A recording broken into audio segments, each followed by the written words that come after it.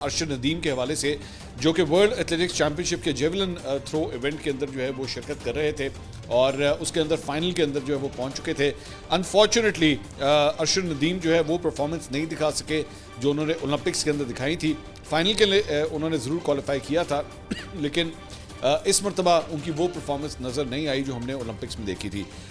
इस मरतबा अलबत्ता उनका नीरज चोपड़ा के साथ भी मुकाबला था, भारत के जो नीरज चोपड़ा है, लेकिन नीरज चोपड़ा भी जो है वो टॉप 3 पोजीशंस के अंदर यानी मेडल टेबल के ऊपर जो है वो नहीं आ सके और दोनों ही अरशद नदीम और नीरज चोपड़ा दोनों ही इस मरतबा कोई मेडल हासिल नहीं कर सके। अलबत्ता फाइनल के अंदर भी आ जाना ये कोई छोटी बात नहीं होती। मतलब दुनिया के बेहतरीन एथलीट्स में से अगर टॉप 10 के अंदर आपका शुमार होता है ये भी एक बहुत बड़ी बात है, ये कोई छोटी बात नहीं है। हमारे यहाँ पे अक्सर खेल के मैदान के हवाले से ना